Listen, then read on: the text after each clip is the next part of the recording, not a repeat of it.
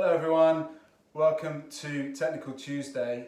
I'm going to spend 5 minutes just talking to you about some technical issues and aspects that I think will really help with your physical training. And as the weeks go on, we'll definitely talk maybe more about other subjects.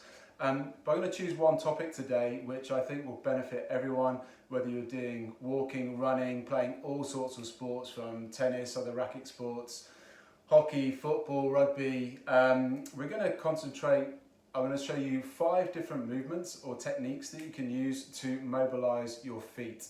Really random, I know, but the foot is super important for all functional mobility. The reason being is because it's the only thing that is against terra firma and something solid. Everything else in the body is free to move, whether it's the arms, the hips, the shoulders. But the foot is the only thing that really has to work against ground reaction.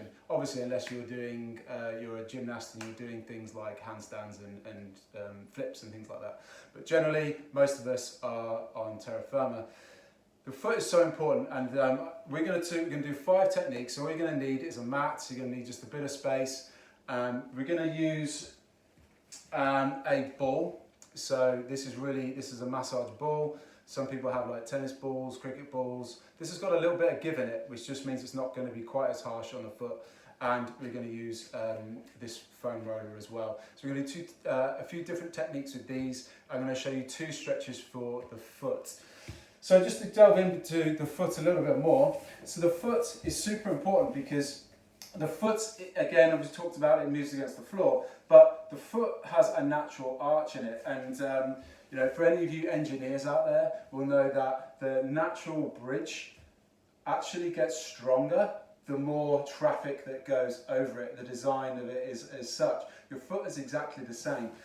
So as the foot and as you load into the floor, whether you're running or jumping or walking or whatever you're doing, when the pressure goes down on the foot, your arch absorbs that pressure for it then to spring back up and propel you forward into whatever that next motion is. So when you're going into a run, you load into the foot, the arch of the foot absorbs that pressure. You have elasticity in that foot and that arch, which springs you back out. So that arch is really important. So that's one thing we want to make sure that that arch is functioning properly. Of course, people have high arches, medium arches and flat arches. People with flat arches do tend to struggle a little bit more with loading. You'll probably find that their feet come outwards a little bit because they want to carry on loading somehow. So the feet come out and they walk more with their feet turned out. But there's lots of different ways you can we maybe choose another time to talk about how to improve the arch in your foot. But we're going to really focus on how do I get my foot to move here. How do I get my foot to move when I'm loading and walking into there? If my foot doesn't move, then nothing else moves. My foot doesn't move, my tibia doesn't move, my knee doesn't move, which means my thigh doesn't move, which means my hip doesn't move, which means my lower back doesn't move. And in functional therapy, they talk about even just a 2% lack of movement in your foot will mean by the time it goes up the chain, you've got about 25% lack of movement inside the upper body. So the foot is integral to all movement. So we've got to let that foot move, and if that foot can move, then it just means that the rest of the body and the rest of the chain moves. We'll talk much more about chains on another time, but just believe me, the foot is the start of it all. So we're going to just do a few techniques to enable the foot to move. So we're going to work on the fascia. So you'll see here, we're going to work, the first technique we're going to do is work with a ball. Sorry about my feet, by the way. Apologies, I'm not a foot model.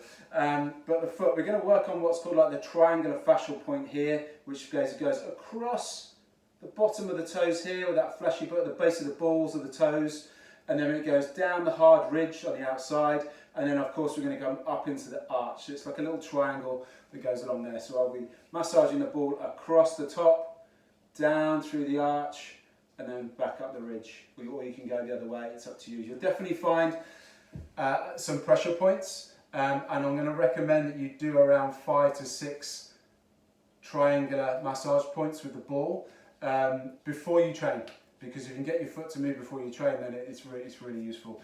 So to start with, I'm just going to place the ball down on the floor, I can maybe hold on to a wall, and here I just add a little bit of pressure going down, and again I'm just going to mobilise it over. I'm going to come up the hard ridge as I just showed you, and then I'm going to go all the way up. Oh, I'm feeling a nice little bit of tension and a bit of sensitivity there. So I'm basically doing a self massage or myofascial release on my foot. And so if you want to have a slightly harder ball to get into it, I mean, it depends on the sensitivity of your feet and how many times you sort of had. So here I've got a bit of tension here in my arch, so I'm actually just lightly rolling. I've got a bit of body pressure down on it, but it's a light roll. It's feeling tender, but it feels nice. It definitely feels like I'm releasing.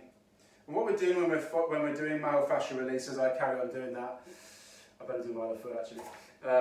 So as I'm doing that, I'm just going to do my triangle. Just play with the. So what happens is that when I'm doing myofascial release, the fascia which runs, we want to make sure that fascia and the muscle isn't sticky. So I'm taking away the tension and the stickiness, so it enables the fascia and the muscle to slide and move. And obviously we can do myofascial release on lots of different parts of the body, but today's about the foot. And I would probably spend around 5 minutes just doing this, but it's going to be a short video, so I'm going to kind of stop there. But that feels really nice on that bridge part of the foot, as I spoke to you about before. Also, definitely feel a bit of tension there. So that's going to certainly help. Imagine you're just about to play sport.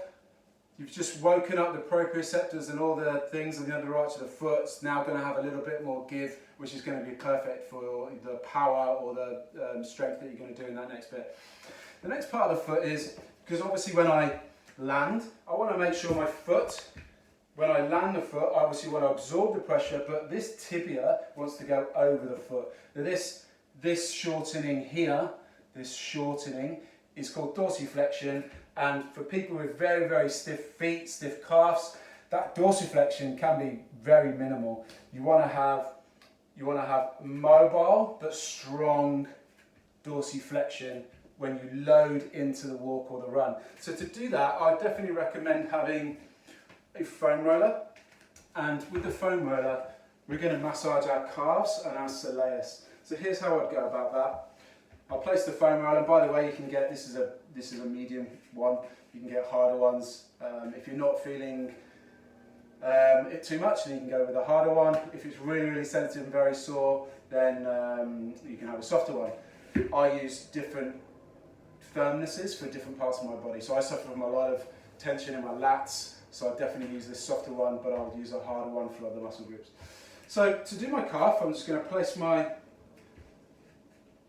foot onto the foam roller, just where the Achilles is. This, notice on stage one, I've got this other foot down and my hands act as, so the contact points on the floor act as a bit of a steering wheel. I've got two parts. I'm going to do from my Achilles up to the mid calf. And I'm going to do this about 6 times. Pressure's going down. Now if you want to add a bit more pressure, I take this foot, I place it over the top, which means now it's got the weight of that leg plus gravity going down. So I feel that a lot more.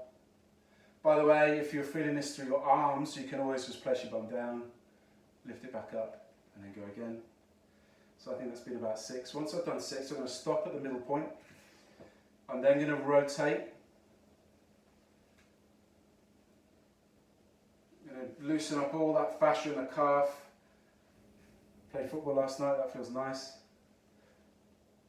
Okay, and then once I've done that one, I'm then going to go from my mid-calf all the way, not underneath my knee, but pretty much just where that tender spots are, just behind the knee. So I don't go right in behind the knee, but I stop just before it. Again, once I've done 5 or 6, I'll do that spanning motion again. That feels nice.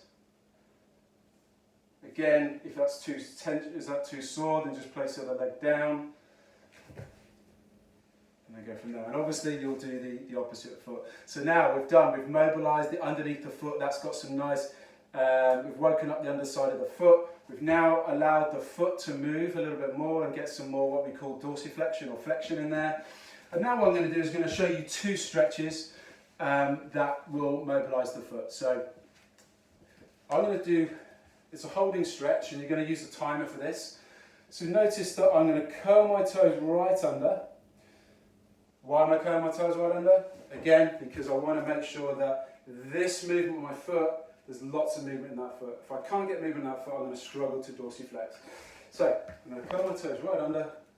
I might need a cushion for this, so this, I'm going to choose this as an option. Curl my toes right under, and then from there I'm going to sit back into there. And wow, I've got an amazing stretch in the toes. I'm feeling that stretch in the arch where I was massaging a little bit before. I can really feel that up through my heels. Now, if that's be a bit too much tension, you can place a pillow, and this just takes the pressure off very, very slightly, and you're going to set a timer. So I'd recommend setting a timer for 1 minute just to kick off with, and then work your way up. Really, if you want to be able to withstand that for about 3 to 4 minutes, then that's a good place for you to be in.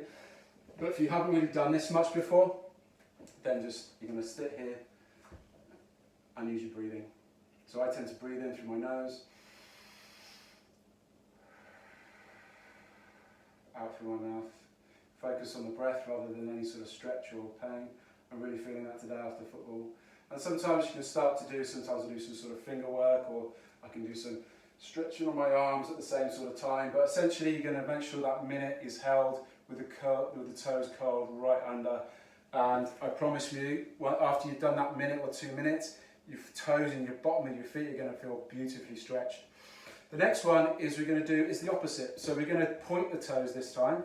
And the reason I'm going to point the toes is because although when I am walking and I'm running, I'm going to absorb into the floor, I do need to come out. So you see a lot of sprinters, there's a lot of power that goes into the floor, but then I need to propel myself away. So as I propel myself, notice that it's now called plantar flexion, where my foot has to come up.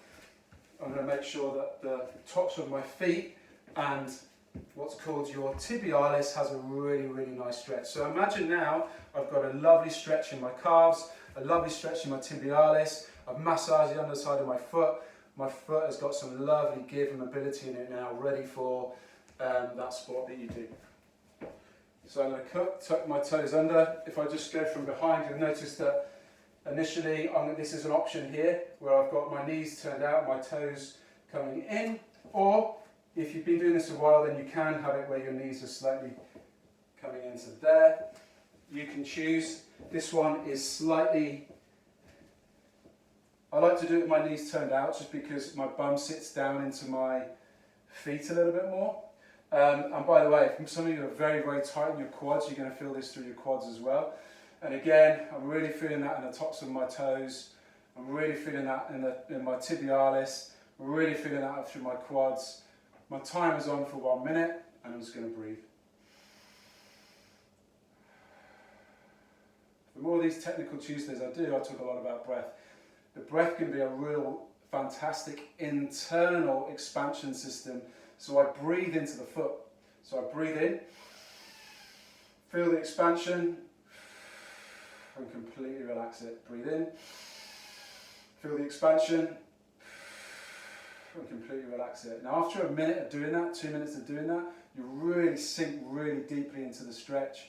I'm not going to do the whole 2 minutes, but once I've done that, you can just come onto your hands and knees, you can curl your toes under a little bit, give them a little tap, you can sort of just sink back into there just to stretch the opposite way. So I want you to try that. So anyone who's walking, running, doing sport, if you look after your feet, they're the first things that hit the ground. They're going to improve the movement all the way up the chain. Practice those 4 exercises before you do any walks or runs or whatever, and let me know how you go. I'm going to carry on and have an amazing day. Thanks all.